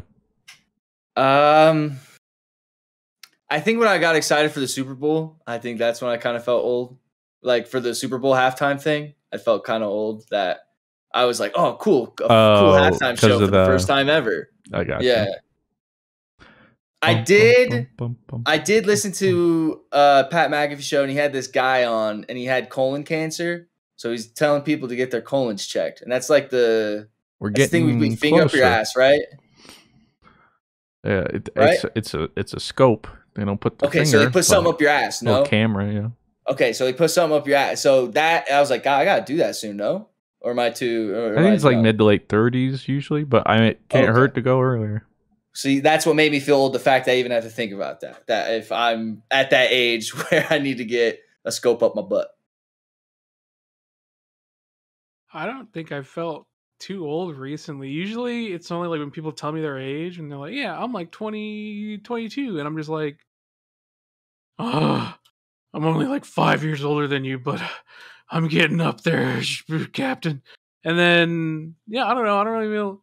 I'm lucky because I've always had, apparently, I have always had Gen Z friendly humor. So whenever people you've been are like, prepared this whole time. I've been prepared for my stupid absurdist. My Team Fortress 2 YouTube poop days prepared me to be one with the youngins. They would have eaten that up these days. We'll do back in the day, my millennials would be like, yo, dude, you're kind of fucking weird. But now, I'm in it, baby. I'm in it. Let's go. We'll do 2 more questions here. Stredrin, what or who got you into video games in the first place? Stay sweet. I guess my dad. But like my dad unknowing. But he like showed me my first video game. He didn't like, I got myself into video games. Or I guess YouTube, Machinima, Halos got me into video games, I would say, more so than anything. Not really anyone. I mean, I saw my brother when I was like 4 or whatever, playing Pokemon Red. And that was, frankly, one of the only video games he's ever played. But I was like, oh, that looks cool. So I wanted to play. And then I got like, none of my brothers are really gamers like I am. I kind of got my dad, literally, like, he's like, yep, I played Pong like twice. That's my dad's video game experience. So yeah, I guess I just got myself into it, but it was just after seeing Pokemon for the first time, and then from there, everything. Yeah, Blue. What about you? My parents got me a Game Boy Advance because I was always bored, and they're like, "There's got to be something that engages this stupid little fuck." And so they got me a Game Boy Advance, and they were like, "Yo, they give you a coupon. This is fuck. for Final Fantasy 14 Heaven Sword." Oh my god, he's playing it. He loves it. He loves it. Game Boy. Oh my god, he's liking it. Get the camera. Get the camera. Where's the fucking camera? And so they were like, "Yo, hey, you should play more games on it." And I was like, "Okay, wicked." So and then so you should stream that. Fast forward a year, like, is he dead? Is he moving? No, he's just playing Pokemon Yellow. He's on hour 84. But you know how parents nowadays like just throw an iPad at their kid and they're like, "Yeah, go fucking watch like." Yeah, go fucking watch some fucking Freddy Fazbear shit. That was me. I was the kid who was like, yeah, what's he do? Just give him Pokemon Yellow. He'll be fine. Last question from Goo Boy. It says, howdy everyone. Long time, no questions, but I have one this week. For my former wrestling fans, have you guys ever watched AEW? I would say they're the top line in actual wrestling as of late. And if you ever wanted to check out the sport again, I highly recommend. Nah, man. Attitude Era, and that's it for Rob. Oh, normie. Yeah, I'm a very normie wrestling fan. I do like Pat McAfee though. He's on like SmackDown on Fridays, I think. He's actually been on what's the big wrestle event called, Blue, that WWE throws on in its pay-per-view? WrestleMania? He's gonna fight in WrestleMania. So I actually might watch WrestleMania this year to watch Pat McAfee. I do like AEW. I do keep up with wrestling from time to time. AEW is pretty wicked. They have been knocking it out of the park lately. WWE, while still a massive company that is almost too big to fail at this point, AEW has given me the serotonin that WWE just can't give me anymore. So AEW and WWE aren't conjoined at all. Competitors. Okay, they're okay. Okay, then they have the second question. What do you guys want the starters' third evolution typings to be in Scarlet and Violet? I want another Fire Dragon, dude. A Fire Dragon starter. I don't think they'll ever do Dragon as a starter, though. They did Steel. Huh? So maybe. I think Weed Cat will be... Maybe like Fire Ground would be cool. Yeah, I was gonna, if he's like Croc, yeah, I could see like Fire Ground working, or Fire Water. Weed Cat will be Grass Poison? I hope not. Already done that. Yeah, I'll commit. Is that boring? I was just thinking, pretty boring. Grass Poison, pretty common. I have a feel. I wouldn't be surprised by Grass Fairy. I hope not, but that would be sick. What do you mean? You would just be afraid of what the evolutions look like? I mean, fairies already. Yeah, well, the last time we had a fairy starter was Primarina. So. You're a hater. I'm a hater, man. I'm a hater. Was not that bad. And then the little duck guy. He's Water definitely normal. Water flying's too easy. I feel like it's too easy. I feel like he could be like. I feel like he's gonna be the. I feel like he's gonna be the bipedal water normie. Fighting. Yeah, water fighting. That's His what I'm thinking. Evo's just fucking. Well, he could be like, yeah, Kung Fu Crane kind of thing, you know? Okay. I like the idea there. Thank you. Yeah, that's what that'll be it. I'll say that the duck guy will be water normal. Everyone would be upset. Why? Everyone would be upset. What's the point of a dual type normal? It does nothing. Normal type, you're like not affected to anything. You're normal. By ghost, you know? But like, no one's like, hey, we want a dual type normal. It'd be the first of its kind. Boring. The normal ghost was sick because it's water like normal is like the barrel. Never thought. Yeah, like the Zoroark or whatever. Yeah, normal ghost, like that's sick. The combination we haven't seen, and the way normal and ghost interact with each other. But water normal is barrel and other people and. Water dragon. Again, I just don't see them giving a starter a dragon. I feel like that should. If they didn't give Charizard, then you know they're. But I mean, Charizard was before. They're gonna retcon him eventually. Let's be honest. You know, that's how they'll pull you in for the Mega Evolution. Yeah, like Gen 10. The pull is gonna be he's dragon type now. People are like Charizard. So I fucking love Charizard. Yeah. It's just never gonna. Here's $200,000 for his card. Yeah. And that'll do it, ladies and gentlemen, for the GG Overreach podcast, episode 124. We will see you guys next week. Be safe, love each other, be kind to others and yourself, and jerk off your homies. Do that too.